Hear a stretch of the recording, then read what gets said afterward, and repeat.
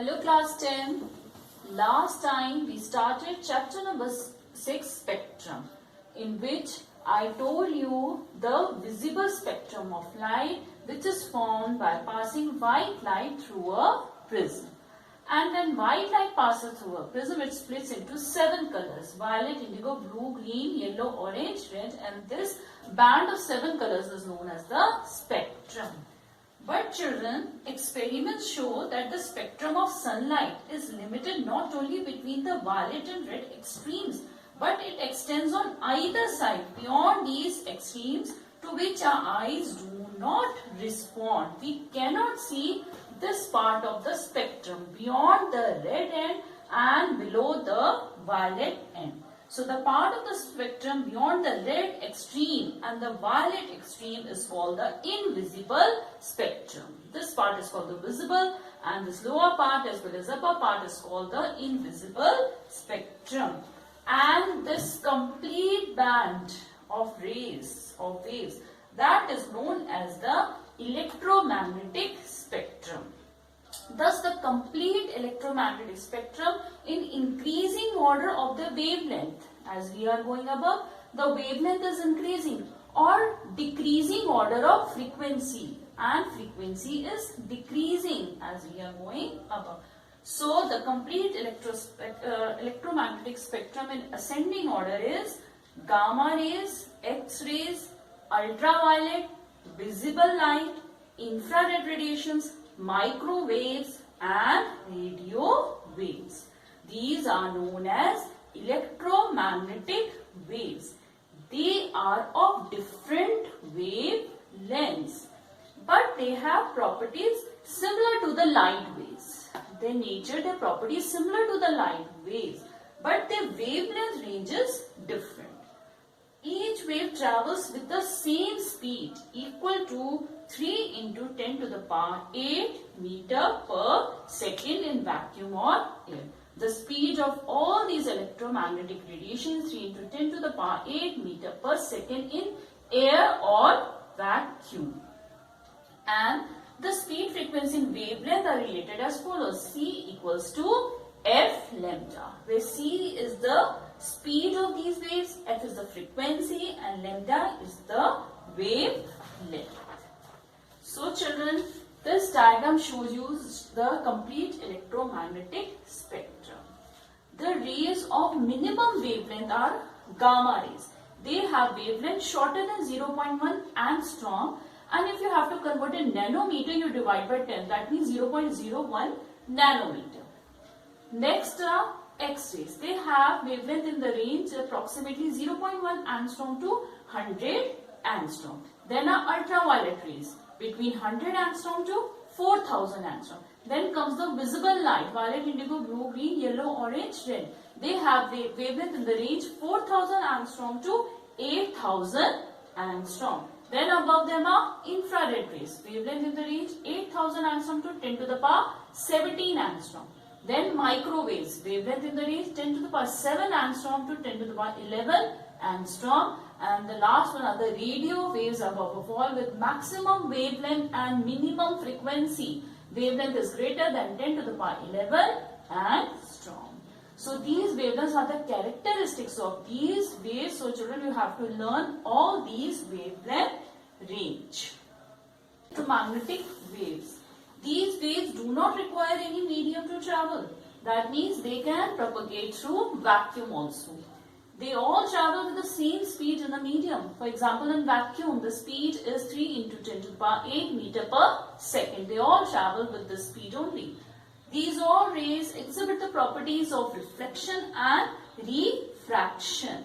In refraction, when an electromagnetic wave passes from one medium to the other, there is a change in its direction of travel, speed and wavelength, but frequency remains unchanged. Speed changes, direction changes, wavelength changes, but frequency never changes, because frequency depends on the source from where the wave is coming. Next point, these waves are not reflected by electric and magnetic fields. And the fifth point is that they are transverse in nature. Transverse in nature means the energy transfer perpendicular to the propagation of the waves. See, they travel like this. This is the mean position. This is the maximum displacement, which is called the amplitude, and these are the waves form. This topmost point is called the crest and the lowermost point is called the trough. These kinds of waves are called transverse waves. So these all electromagnetic waves are transverse in nature. Now children, I will explain you some properties and uses of different radiations of electromagnetic spectrum. I'll start with gamma rays with the least wavelength. These are the most energetic electromagnetic radiations of wavelength less than 0.1 angstrom. And they are obtained from the radioactive emissions from the nucleus of the radioactive atoms. Radioactive atoms are the atoms with atomic number more than 82. The nucleus of these atoms are unstable, and when they turn to the stable state, they release radioactive radiations called the gamma rays. Now, like X-rays, they cause fluorescence when they strike the fluorescent materials, such as zinc sulfide. They can easily penetrate through the thick metallic sheets. Even 30 centimeter thick iron sheet they can penetrate. They are so much energetic, and they can easily pass through human body also and cause immense biological damage. But they have many uses. They are used in medical science to kill the cancer cells, that is in radiotherapy, and it is also used in industry to check welding. The next is the X-rays. They are obtained from the heavy metal target of high melting point when highly energetic cathode rays or electron beam are stored by it. They are released when the cathode ray strikes a heavy metal target, and they have wavelength in the range of 0.1 angstrom to 100 angstrom. The properties are that X-rays are chemically more active than the ultraviolet radiations, and they strongly affect the photographic plate. And like gamma rays, they also cause fluorescence in certain materials such as zinc sulfide. Zinc sulfide is a fluorescent material, and they can penetrate through human flesh. That only skin they can penetrate through, but they are stopped by the bones. Therefore, they are used for the detection of fracture in bones, teeth, etc. That means radiography, in which we can detect the fracture, because they can pass through the skin, but they are stopped by the bones.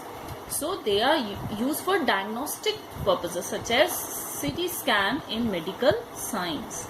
Diagnostic purposes means to know what kind of illness a person is having. And they are also used for studying the atomic structure in crystals as well as in complex molecules. And they are also used by detective agencies to detect the concealed, means hidden, precious metals. The next one are the ultraviolet radiations with a wavelength from 100 angstrom to 4000 angstroms. And the ultraviolet part of the spectrum was detected by Professor J. Rutten in 1801. And how they detected?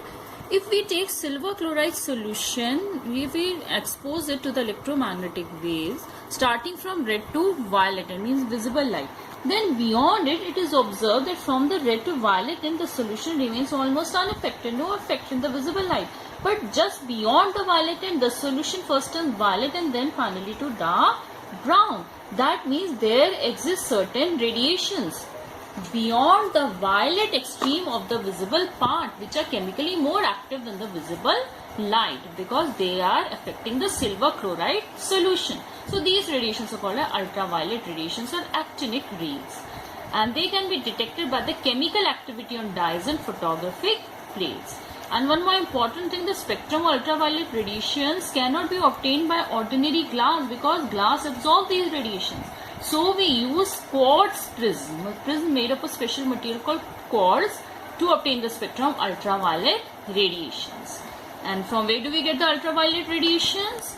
From sparks, electric arc, and mercury vapor lamp also emit radiations, which has a part of it ultraviolet radiations. And ultraviolet radiation we also get from the sun, but a large fraction of it is absorbed by the ozone layer present in the Earth's upper atmosphere, which protects us from its harmful effect. Now the properties of ultraviolet radiations are that ultraviolet radiation can pass through pores, but they are absorbed by the glass. So as I've already told you, the spectrum of ultraviolet radiation is obtained by using a quartz prism. And these radiation, like all other radiations, travel in straight line with a speed of 3 into 10 to the power 8 meter per second in air or vacuum. They are usually scattered by the dust particles present in the Earth's atmosphere. They obey the laws of reflection and diffraction. They strongly affect the photographic plate as they are chemically more active than the visible light, and they also produce fluorescence or striking zinc sulfide screen. Now, the harmful effect of ultraviolet radiation is that too much exposure to these radiation can cause skin cancer. And the uses are that they are used for sterilizing purposes. Sterilizing means killing germs. In earlier days, things were sterilized, like the instruments and all, the syringes and all were sterilized by using boiling water. But nowadays, they are sterilized by exposing them to ultraviolet radiations. They are also used for detecting the purity of gems, eggs, ghee, etc. And they are used in producing vitamin D in food of plants and animals. Now, visible light. Everybody knows about this. The electromagnetic radiations of wavelength from 4000 to 8000 are called the visible radiations of visible light. And in the presence of these radiations, you can see the objects. And this part of the spectrum was discovered by Newton when he passed the sunlight through a glass prism. And the prominent colors are violet, indigo, blue, green, yellow, orange, red. The sources of visible light are sun, electric bulb, flame, and white hot bodies. And the uses are that visible light is used in photography, it is used in photosynthesis, and it is used to see the objects around us. Now, above the visible light comes the infrared radiations. These are the electromagnetic waves of wavelength in the range 8000 to 10 to the power 7 angstrom. And the infrared part of the spectrum was first detected by William Herschel about 1800. And since these are heat radiations, these were detected by using a thermometer. If a thermometer having its bulb blackened bulb thermometer is a better absorber of heat. It is moved from violet towards the red end of the spectrum of the visible light. It is observed that there is a very slow rise in temperature. But when this thermometer is moved beyond the red extreme, a rapid rise in temperature is noticed. So what does it mean? It means that the part of the spectrum beyond the red extreme of the visible light has certain radiations which produce a strong heating effect, but they are not visible.